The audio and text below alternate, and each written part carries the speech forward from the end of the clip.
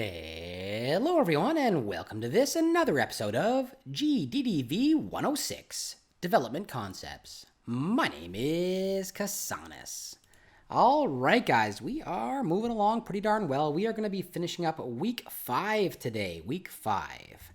We've already completed a bunch of stuff. We've looked at the course intro, introduction to Unity, we took a look at C#, we did logic and control, and we did an introduction to UI, and in the last episode we talked all about physics. In this episode, what I'd like to examine is the idea of prefabs, and we're going to talk about instantiation and destroying objects as well. Alright, let's get started.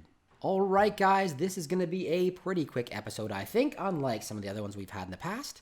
I'm going to talk about prefabs today, and I just want to start off by saying that prefabs have nothing to do with physics at all. It's not physics-based. I'm including it in this particular week simply because my students are going to need prefabs to do their assignments. So we're going to start looking at prefabs right now, and they're great to know. Once you hear what a prefab is, you're going to be like, wow, that's amazing. I want to use it all the time, and you really should use it all the time. So what is a prefab? A prefab is a pre-configured game object that you've stored in your project. That's all it is. So you've got this object that you want to use over and over again within your scene, and you can build it once, and once you've built it once, you've got this template that can be used throughout your scene, right? It'll create clones or instances of that original object. That's the whole point. And creating a prefab is super easy. You create the object once in your scene, and afterwards you simply have to drag it and drop it somewhere within your assets folder in your project panel. And once you've done that, this template is going to be available for you all the time. So let's say you've got an object like, let's say a coin that you're putting into your game, and you want your player to be able to pick up these coins over and over again. Well, without prefabs, you'd have to go in and you'd have to build that coin every single time, like over and over and over again. With prefabs, however, you'll build it once, and then afterwards you can simply drag it onto your scene and put it into your game, which is amazing by itself. It saves you a ton of work. However, it goes even farther than that. So once you've been able to drag these prefabs into your scene and you've got all the coins you want, and you'll decide, oh my gosh, I don't like this coin, you want to change something. Let's say you want to change the image of the coin, or you want to change how much all the coins are worth. You're balancing your game and you realize, well, I need more balance within here. It's not enough of a reward for this player to go to get this particular coin, these particular coins. Well, if you've got it set up as a prefab, you have to change it once. And if you change the original, it'll apply to all of your other prefabs as well. So you don't have to go through and edit each and every one. And that is huge, right? If you had made copies of one and just made copies of it over and over again, or you rebuilt the coin 100 times in order to build your game, you'd have to go in. If you wanted to make any changes, you'd have to go in and make changes on each and every one of those coins. But with prefabs, you make one change and you apply it to all of the existing prefabs. Now, additionally, if you don't want to do that, let's say you only want to change one coin, well, you absolutely can. You can make changes to individual instances without affecting everything else either. You have the option of either applying it to everything or not applying it to everything. So you can actually change just a couple of things. Let's say you have a coin that's a little bit harder to reach, and you want to add a little extra sparkle to it so that people can notice it, and you want to add a little extra points to it so people, make it worth the effort of getting there. Well, you can simply change the value of that one particular coin, and it won't affect any others at all. So that is an amazing thing about prefabs. It makes them really worthwhile. It's going to really save you a lot of time. And creating a prefab, like I said, is super easy. Build it once within your scene, drag it and drop it off in your project panel, and afterwards you can delete that one from your scene if you want to. You don't even have to keep the original. It's been now stored within your project. If you want to add a prefab to your scene, all you have to do is take it from your project panel, drag it up either into the scene panel or drag into the hierarchy, and you'll automatically create an instance of that original template. And afterwards, you can just add as many as you want. Now, there are other ways of actually creating these prefabs. We can do so through code, utilizing instantiation. And instantiation is simply a line of code that allows you to create an instance of something, an instance or a clone of something. That's what it does. So if you've got yourself a prefab and you want to create it using instantiate brackets and the name of the prefab inside of there, the prefab you've got inside of there, the object you want to create inside of there, it's going to create an instance of that or a clone of that original object. So here's a couple of examples on how you might want to create or utilize instantiation. Instantiate object creates an instance. My object equals instantiate object will create an instance of object, and it will store it as a reference within my object. Instantiate object position rotation will create an object We'll create a type object, add a position with a particular rotation. So all of these commands can be used, and we'll examine this in code in just a moment when we move into the practical side of things. Now, other than being able to create, we obviously want to sometimes be able to destroy things. And we can. We can utilize the destroy command in order to be able to destroy something. So the destroy object or the destroy object, comma time, will destroy an object, a game object at a particular time. Destroy object destroys it instantly. Destroy object, comma time, will allow it to live for a certain amount of time and then be destroyed. And in destroying it, what it does is it removes it from the scene entirely. So if we take a look at this example, my objects equals instantiate object is going to instantiate object. And afterwards, when we destroy my object, it'll destroy it in 5 seconds. So destroy my object, comma 5, will destroy my object after 5 seconds. So it'll come to life and then it will die 5 seconds later. All right. And you could use this for anything. Let's say you wanted to make a sound occur in some particular location. Well, you could instantiate a game object that has an audio source of some kind, make the sound, and then afterwards destroy it. Destroying it cleans it up and it releases memory for use for other things. That's why you'll want to destroy it. You don't want to leave things sitting in your scene unattended. If you don't need them anymore, get rid of them. All right. And you know what we're going to do? We're going to go in right away and we're going to take a look at a bunch of different options for prefabs and creating and destroying things. Okay, let's head over to Unity. All right, guys, here we are inside of Unity in the Dev Concepts project, and I'm currently using the Week 5 scene. It's exactly the same scene that we had for the physics episode that we just did. If I hit play, all that happens in this particular case is the ball falls and it rolls down our platform. Awesome, that's all it does right now. But let's say I wanted to do a whole lot more with this particular ball and platform. Let's say I wanted to use this ball and platform many, many times throughout my scene. Well, I can go ahead and create myself a couple of prefabs. I've gone ahead and I've created myself a prefab folder. It's absolutely not necessary to do so. You don't have to have a prefabs folder. I just like to. I like to create a prefabs folder so that I know where all my prefabs are, and I might even break that folder up even further and have additional folders for like character and coins and whatever I've got in there. I might have a bunch of different folders inside of the folders I currently have here. The folders I have set up, you don't have to do it the same way. Set it up however you like. Make sure that you're comfortable with how your project's working. Don't throw everything in the main folder of assets though, guys. That's not organized. Stay organized, all right? Part of game development is staying organized. That's for sure. Okay, so anyway, let's say I wanted to create a prefab of the ball. Well, let's take a look at the ball. If I click on the ball, I've got myself a transform node, a sprite renderer, a rigid body, a circle collider, and a couple of scripts. And I don't want to create this over and over and over again, so instead I'm going to build myself a prefab. I'm going to go to the hierarchy, I'm going to grab ball, I'm going to drag ball, and I'm going to drop it anywhere inside of my assets folder. I'm going to drop it right here. And as soon as I do so, we've all of a sudden got ball available to us. And I no longer need ball in my hierarchy. I can delete it entirely. Something to note though, notice that platform is gray, ball originally was gray as well, but as soon as you build yourself a prefab, the ball within the hierarchy turns blue. So you know that anything that's blue is built from a prefab. It's an instance of the object in question. Okay, so that's what we're looking at there. So now I've got myself ball, and if I want to use ball over and over again in my scene, I absolutely can. I can simply drag it and drop it, and now I have 2 balls in my scene. All right, hit play, and you'll note that both balls work exactly the same. All right, so all I've done is created a copy of ball. Over here, it's given the same name, ball, and then it increments the number, so ball 1, ball 2, ball 3. That's all that's going to happen. Every single time, a ball is going to be blue. All right, I got blue balls up here. All right, and if I create a new ball, it'll be blue as well. Now, platform, if I do exactly the same thing, I can drag and I can drop, oops, not from here, I'm lying to you. I can drag and I can drop platform from here into my prefabs folder, and it'll automatically create a prefab of the platform. Now, something else to note, I've got myself a platform here, and this platform has a rotation of 41.355 degrees within Z.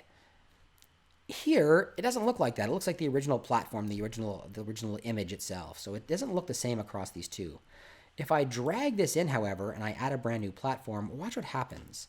So this platform over here automatically comes in with exactly the same settings, right? I can see it over here. Both platforms have exactly the same settings. If I want to change one, let's say I don't want this to be like this, instead I want it angled the other way, well, I can make changes to the platform without affecting the other platform. You can see that they're both angled differently. So I can make changes to the instance of objects without actually affecting those objects in any way. So here we go. We've got this happening now. Okay, awesome. Let me move this platform over a little tiny bit, just so I got some room, because I don't like those balls on the screen. I want them to fall away.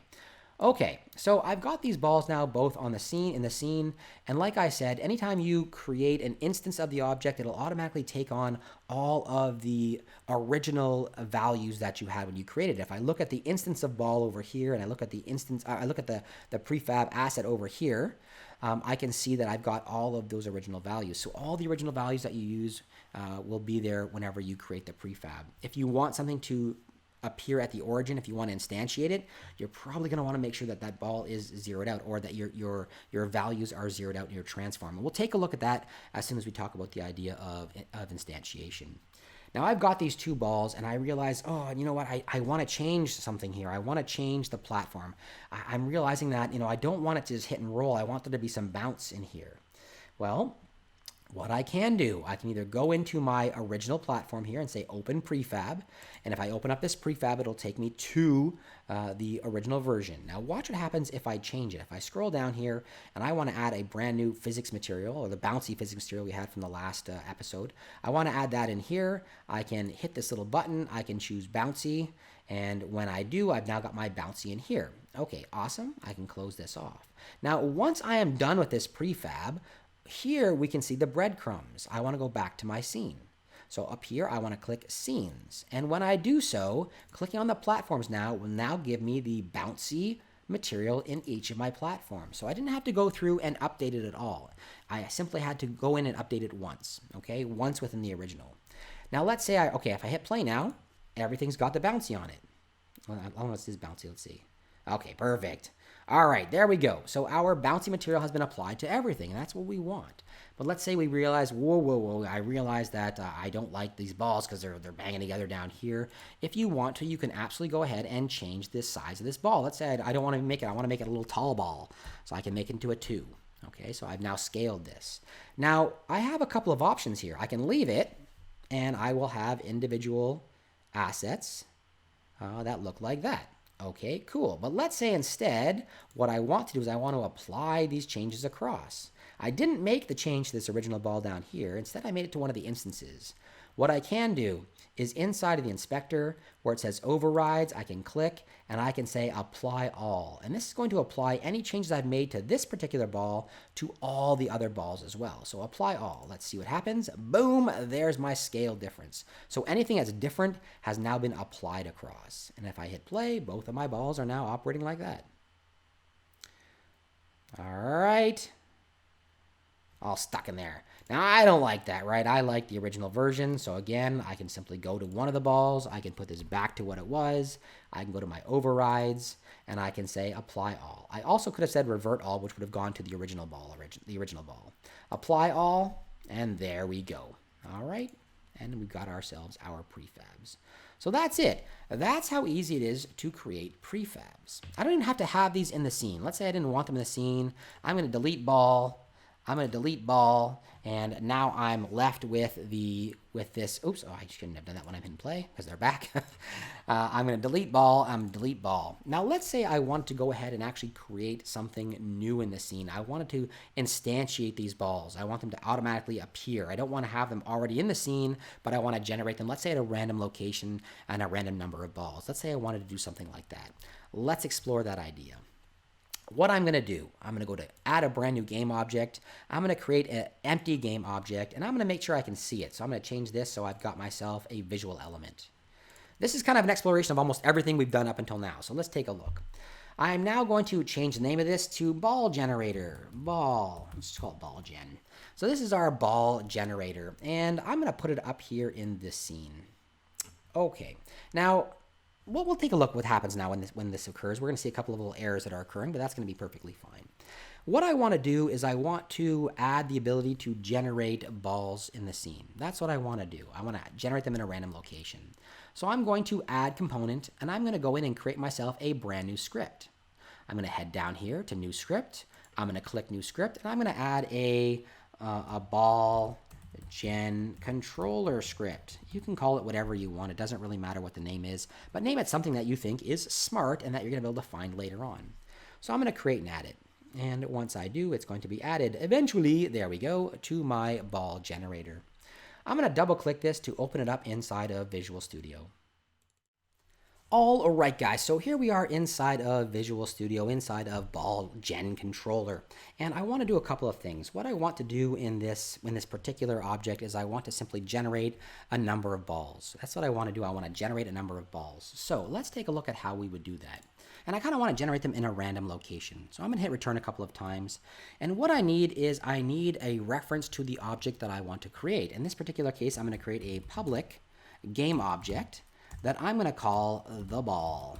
All right, and the ball I'm going to assign with an inspector to the original prefab of the ball we created in the inside of Unity. Okay, awesome. Now what I want to do is at the start, I'm not going to need an update, so if I want to, I can simply remove it. All right, I don't need it. I'm going to remove it. I don't think I do. I'm doing this on the fly. I'm making up these episodes on the fly here. Anyway, what I want to do is I want to generate a ball. Let's say I just want to generate one ball. Well, I can use the instantiation to instantiate a ball. Instantiate. All right, and we have a number of different methods of doing so. A couple of things to take note. If you look right here, whenever we've got instantiate written, I've got 10 different options in order to utilize the instantiation. I can instantiate object, and if you just click this little arrow, it'll take you through all of the different options as far as it's concerned. Okay, so there's a ton of different options as far as instantiation is concerned. I just want to instantiate the ball. That's what I want to instantiate, the ball. And if I left it like this, it would instantiate the ball. That's all it would do. If I want to give it a particular location, I could say at let's say my transform dot position. And that's going to instantiate it at the position of the object that I've got this attached to. So it's going to instantiate it on the ball generator. If I also wanted to utilize some type of rotation, I absolutely can. If I don't want any rotation at all, well, then I can use the quaternion. I'm trying to type around my microphone here. It's not working. Quaternion.identity, and that's going to bring it in with absolutely no rotation whatsoever. So let's simply file save this, and then we're going to head back into Unity and check out the results. Okay guys, here we are back inside of Unity, and we've got ourselves our ball generator controller with nothing as far as the ball object is concerned. What we want to do is we want to simply drag our prefab and drop it in place. Or alternatively, you could have gone to this little button and chose one of your prefabs. All right, so we've got ourselves the ball in there, and now watch what happens when I hit play. We create an instance of our ball. It's called ball clone, and it automatically generates and it falls in place. Awesome. If I move this guy around, let's say I put this over here and I hit play, because our ball is being instantiated at the location of the transform, we're going to have the interaction occur. Okay, perfect. There we go. That might bounce forever. All right, let's stop this. Perfect. So we've got ourselves a ball that is being generated. That's fantastic. So let's take a look at what would happen if we instead instantiated multiple balls. Could we do that? Absolutely. All right, let's head back into the code. So we've instantiated a ball at a particular location, right at the transforms position. But let's say we didn't want that. Let's say we wanted to have this be instantiated at a different location altogether. Let's say we wanted it moved a little tiny bit. Well, we're going to take a look at an option called random.range. All right, so instead of having it happen at the transform location, I'm going to have it generate at a new vector 2, or vector 3, excuse me, a new vector 3, and I want it to be some random range along the x. I don't want it to be in the y, only along the x, and I don't want it in the z either. I want it to be generated somewhere along the x, and I didn't measure it, so I'm not sure exactly where this is going to be, but let's say if I wanted to, I could create a value. If I simply said 0, 0, 0, like this, this would generate the ball at the origin. That's what this would do for us. That's a lie, actually. I have to get rid of this comma, there. This would generate the ball at the origin for us, but I don't want that. I want to actually be at the transform position of the Z and Y value of our original game object. So I could put in here transform dot position dot Y, comma, transform dot position dot Z, and that's going to give me the value of the original object at Y and Z. But for the X, I want it to be in this kind of random position. So I'm going to use a brand new function called random. And in order to start it, I'm going to start by saying random, and it's going to fill it in for me here. Random right there. I'm going to hit return. I'm going to put the dot in here, and it's going to give me the option. I want a random dot range. All right, and if I've got my random dot range, there's two of them here. You have to be careful. There is random range, and there's random range down here. There's range. One of them has been removed entirely, and one of them has not. All right, so this particular one, random range, has been deprecated. You don't want to use this one. You want to use a random range. So I'm going to click on that, and now it's going to ask me, well, what range do I want? I can have a minimum value and a maximum value. And in this case, I can either have a float or integer. It doesn't really matter which one you choose. I'm going to put in as a minimum value, let's say, I'm going to say transform dot position dot x minus, and let's say minus 5. I don't know if that's going to be right. And then my maximum is going to be transform dot position dot x plus 5. Okay, and now this is going to give me a random range. This is what it's going to do for me. Random range between these two values. All right, I've got to put in there my bracket, so I've got everything closed off. And I'm going to file save this. File save. Now let's head back into Unity and check and see what's going to happen.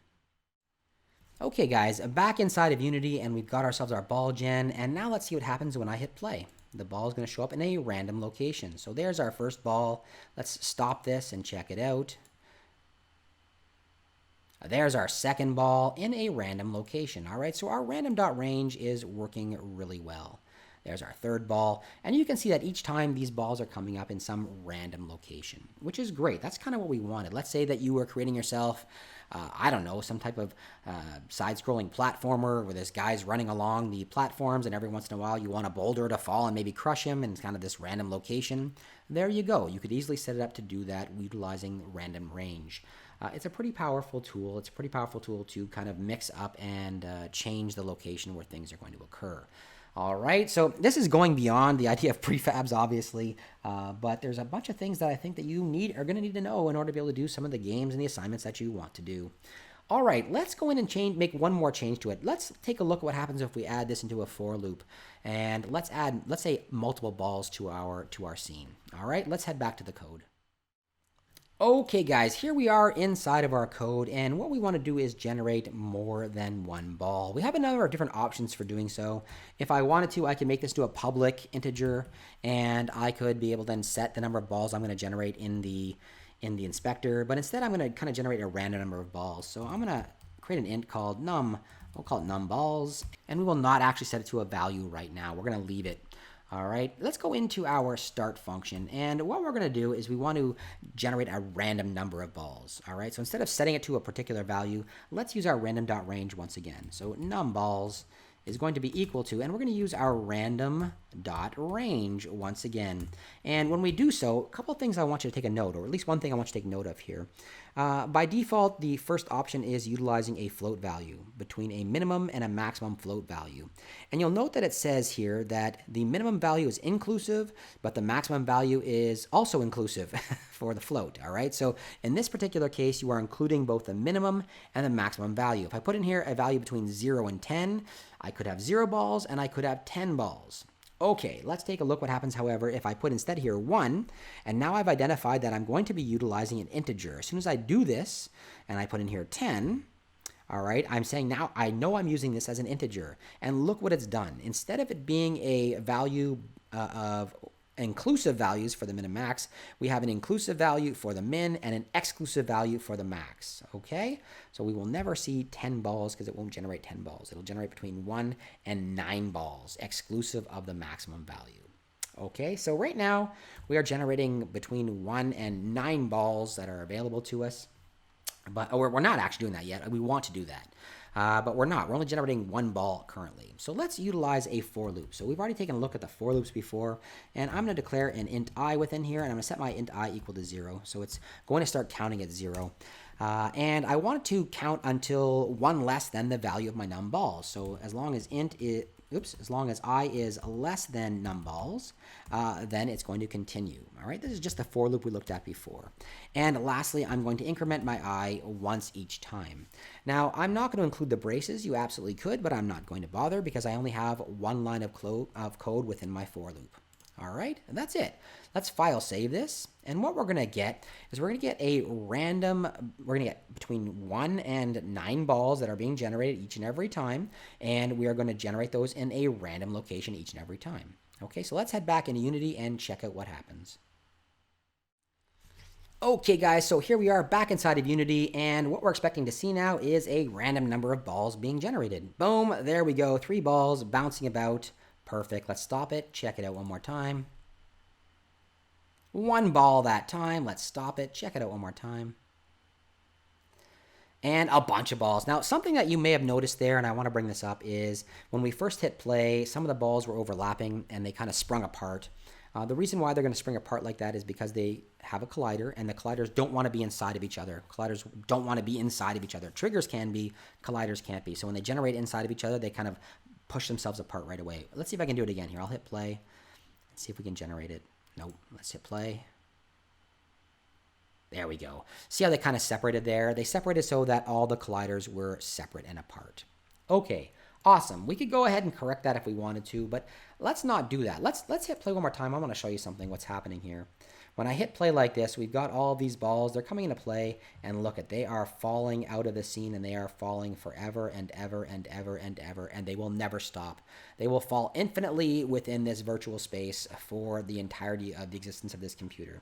And we don't want that, right? That is currently using up memory. We don't want those balls anymore. They're not in any way interacting with the level we set up, so we don't want to see those balls anymore. So now that we've instantiated them, let's take a look at the idea of destroying these balls. And we have a number of different options in order to be able to do that. We could either destroy the balls after a certain amount of time. Let's say we know that after 5 seconds they're going to be off the screen. We want to destroy those balls. Or let's say that they get caught. If I hit play, let's see if I can make them get caught in here. Let's say they get caught in the scene and they're all like stuck in here and they can't get out. And these ones are all going to fall. Yeah, they all fell. But let's say they get caught in the scene and we don't want them there. We want to disappear after a certain amount. They want to clear the scene out. We want to destroy them after a certain amount of time. Well, we can use the destroy function to do that. Now, another option, of course, is anytime something leaves the scene, we can destroy it. And there's a bunch of options for that. If it's not visible within the scene, we can destroy it. Or let's say it enters into a trigger, we can destroy it. So let's take a look at both of those options. An option where the balls destroy themselves after a certain amount of time, and an option where a trigger of some kind destroys the balls. Okay, so we're going to have to add a couple of new elements to the scene. I'm going to add in here a brand new game object, and let's just create an empty one. And we will call this game object our cleaner. Let's just call it our cleaner. It doesn't matter what you guys call it. I'm going to call it my cleaner, and I'm going to add myself a brand new component, not a ball controller. I'm going to add myself a physics 2D, and I will add myself a box collider. And I'm going to drag it down like this. So I'm dragging it outside of the view of my scene, all right? And I'm going to extend this. So I'm going to go over to my edit here. I'm going to extend this so that it covers a larger amount of space in case these balls actually slip out the sides or something, who knows. All right, so I'm going to add in a collider, and I'm going to make it into a trigger, so the balls are going to be allowed to fall into place. Okay, to this particular object, I'm going to go in here, I'm going to add a brand new script. So let's make a new script here, and I'm going to call this brand new script our cleaner controller. Okay, perfect. There's my cleaner controller. I'm also going to add a script here in the open that I'm going to call destroy me. So create a brand new script, a C# script, and I'm going to call this one, I'm going to call it destroy me. So destroy me. Now, destroy me is going to be a script that we use to destroy the individual balls, and the ball cleaner is going to be used, the cleaner controller is going to be used to destroy the balls when they hit a certain point. That's the two things that we want to do. Okay, so let's go into the destroy me function first. So I'm going to double click to open it up. Okay guys, so I'm inside of the destroy me script, and this is going to be a super simple script. What we want to do is we want to destroy objects with this after a certain amount of time. And let's say we don't know how much time that actually is. Let's say it's going to be some random time that we decide. Maybe some of your balls will last longer than others. I don't know. But let's set this up so that it's a particular value that we set. So I'm going to make in here a public, and I'm going to make here a public float. And this public float I'm going to call a live time. Let's call it a live time. Okay, and that's the amount of time that our object is going to live. And I'm going to delete our update because we do not need it. And what I'm going to use is the destroy function. So I can start off by saying destroy. All right, and here is the destroy, and I'm going to return. Now, when I add myself in here, these brackets, it's saying, what do you want to destroy? First of all, I have to supply the object. In this particular case, I want to destroy the game object on which this function is attached. This script is attached, all right? So I'm going to add in here just simply game object. All right, so I'm going to destroy the game object. And I want to then, in turn, destroy it after a certain amount of time. I want this object to live for a lifetime. So after a lifetime is up, I want it to be destroyed. All right, and that's it. That's all I'm going to add to this particular function. I'm then going to add this entire script to our ball prefab. Okay, so let me file save this. File save. And let's head over to our cleaner controller. Now, our cleaner controller is there to catch any wayward balls, right? The balls fall out of the scene. We want to catch them to make sure they're destroyed. And even if they're destroyed before the amount of time that we choose, it's perfectly fine. They've fallen out of the scene. We don't want it anymore. So exactly like we looked at previously, we took a look at the on trigger events. All right. So I'm going to start in here with a void on trigger. And I want to use my on trigger enter 2D. So as soon as the balls enter in, it's going to automatically destroy them. Okay, that's what I want to happen. So within here, I want to simply say destroy. And what do I want to destroy? Well, I want to destroy the game object that is included within the collision, or within the collider 2D that we have above. All right, so I want to destroy the collision dot game object. Okay, and as soon as the balls enter in, it's automatically going to destroy that particular ball. Okay, so let's file save this one now. File save, and head back into Unity.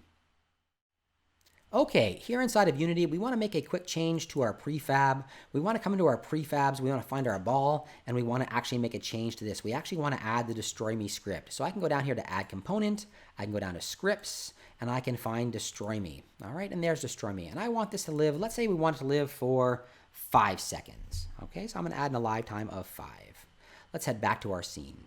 Now, we've already got attached to our cleaner, we already actually have our cleaner controller. So let's see what happens when we hit play now. There's our balls, they're falling in. Boom, boom, boom, boom. As they come in, they are destroyed. Each and every one was destroyed by our cleaner, which is great. You might use this for something like a side scroller, and every time your player falls off the edge of a platformer of your platform, you want to catch the player and destroy them. Or let's say you've got enemies that are chasing your player. Every time they fall off a platform, you'll want to destroy them, right? You want to clean up your scene automatically. Okay, let's take a look at one more thing. I'm actually adding a bunch of stuff that I wasn't intending on adding in any way, but I'm going to do so just for fun. Let's take a look at something else. Let's add ourselves one of these balls to our scene automatically. All right, and I'm going to change the instance of this ball so it's got a slightly different color. Let's make it into a nice blue ball. All right, there's our blue ball. Okay, and for this instance of ball, what I'm going to do is I'm going to change the tag. Just so you guys can see how this is done, I'm going to change the tag. Now, we haven't talked about tags yet, but tags are an option that allow you to identify certain things. Unity gives you a handful of tags, or you could utilize the add tag to add your own tags. And all it is an identifier. So let's say that the blue ball was actually our player. I can set up the tag in order to be player and identify this as player. If it was, let's say, a monster, I can make my own tag, add tag, and say monster. Okay, awesome. So what we've got right now is we've got ourselves a ball that has a tag, but every other ball, because I haven't copied this instance over into the original, every other ball we have will have a different name, a different tag value. It'll be nothing. It'll say none. All right, but this one is going to have a value of player. So what I want to do is show you how you could destroy something only if certain things occurred. So I want to show you how to be selective in what you destroy. Let's head back to the code and make a really quick change to our script on the cleaner. Okay guys, so what we want to do is we only want to destroy the balls that have the tag player. That's all we want to do, is destroy the player ball. All the other balls we're going to let fall through the cleaner. Okay, so let's say you had something like you were setting up a game in which your mobs weren't able to go to a certain place, or let's say a mob entered into a like one of your monsters ended up going into some kind of spell or whatever. You want to destroy that monster, but you don't want to destroy anything else. So you don't want to destroy anything that collides with the spell that you cast, and that spell has a trigger on it, identifying all the things that come in, and you don't want to destroy everything. You only want to destroy certain things. Let's look at how we could identify only certain things. So what we're going to do inside of our onTriggerEnter, we're going to say if, and we're going to take a look at the collision value. All right, so if collision, and we're going to say dot, and we're going to take a look at the tag. So if I start typing here, you can see we have the option for tag.